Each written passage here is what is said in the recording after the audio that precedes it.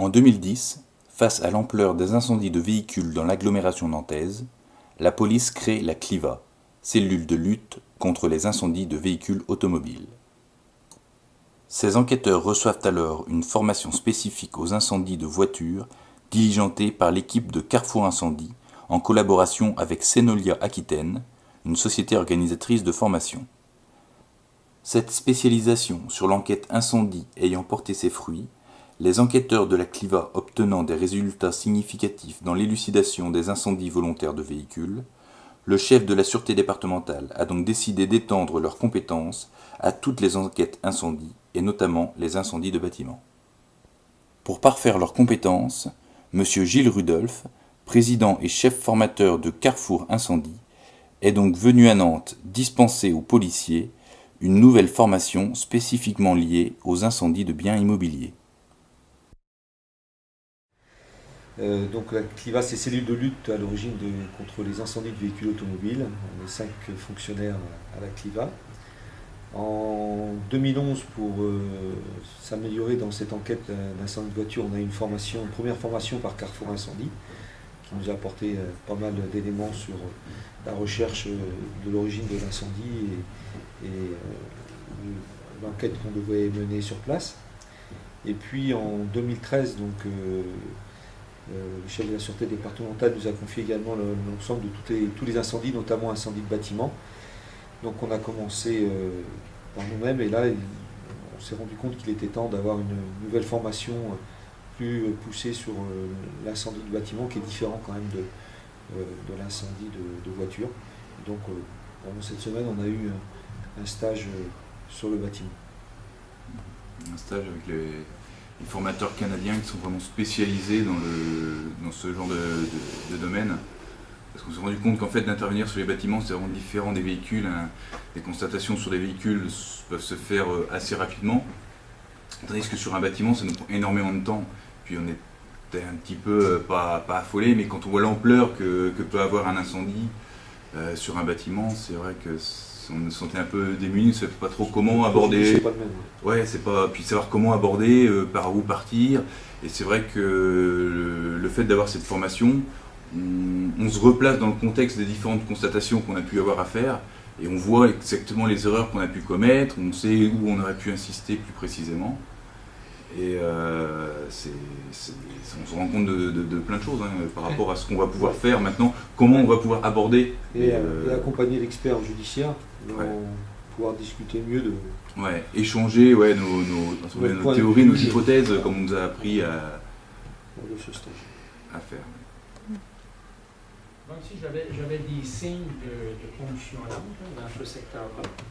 Et la seule source d'émission qu'on avait, au-dessus de l'émulation, c'était montré complètement qu'elle était.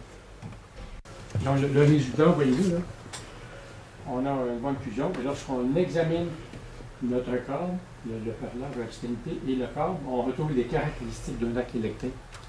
Donc on a parlé plus tôt. D'accord. On va regarder ça de plus près, notre hypothèse, l'hypothèse de l'expert. Nous retenons deux hypothèses possibles pour l'approche de cette investigation post-incendie. La porte, d'après vous, est-ce qu'elle est ouverte ou fermée? Ouverte. Elle est ouverte. On voit très bien, là. Elle est ouverte. Si elle a été fermée, qu'est-ce qu'on aurait retrouvé? La porte brûlée dans son ensemble. On a une continuité des dommages de part et d'autre. Ça, c'est une hypothèse prouvée. Alors maintenant, il y a une deuxième hypothèse, c'est que là, ils ont quand même fait l'affaire. C'était nouvel an. C'est une salle de jeu. On peut se dire aussi qu'ils ont réuni les amis, la famille en bas, et que peut-être, effectivement, ça puisse avoir une cause accidentelle. Il ne faut pas l'écarter non plus. Le truc, il joue avec le feu, et puis ça se trouve. Oui, il y a avec ça du feu. J'aurais tendance à dire Il était sous tension. Donc ça, c'est tout lié à l'incendie. Ça peut être l'incendie. Pas forcément, ça peut être aussi simple. Ou à l'inverse, c'est l'origine électrique. C'est ça qui m'étonne. ça. Ça fait 3 minutes. Ça fait pas de Je pense à ça. Selon toute vraisemblance, le feu aurait pu couver pendant quelques heures précédemment dans l'appartement 3, qui a eu largement le temps d'être enfumé et embrasé avant que l'alarme ne retentisse. au-dessus des... On voit bande écumée et on voit notre ligne brune ici. Donc ça, ça indique quoi? Ça chauffer On a très une fort. petite flamme, C'est la on flamme voit de là. sortie. OK.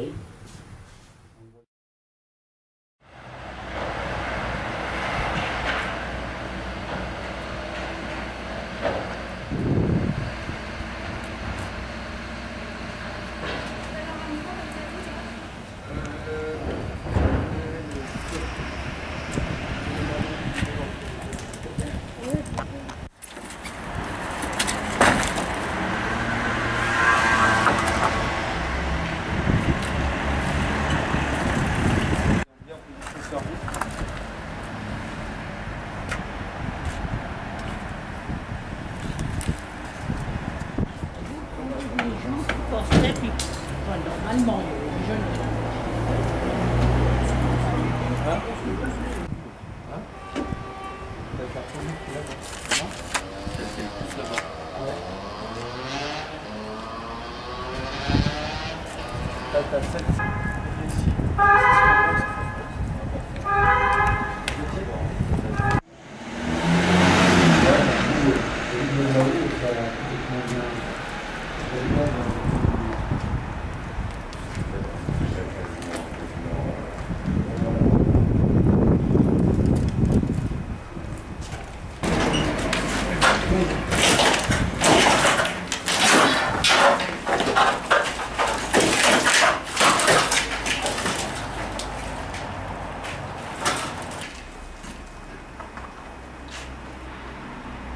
On est d'accord que c'est plus dans ce secteur-là que le feu.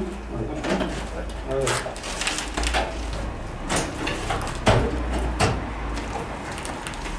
Je vais me coucher aussi. J'ai vu la roue est complètement là, t'en as encore. T'as encore les roues là. Les roues sont présentes, par contre là t'en as plus de roues. Là t'en as encore. Donc quand même vachement roulé là. Ouais, t'es mis à l'arrière. Ah parce que t'as vu que... Ou alors c'était pas la planche. Celle qui est là-bas. Ah oui, c'était ça.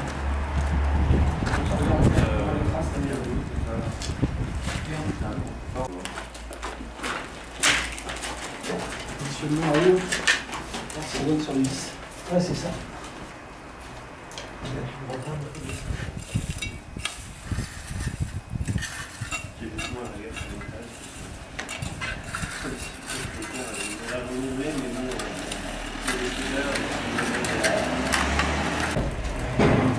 On voit le flux, il est fort, il n'y a pas de trace d'effraction, et pas de fraction ici.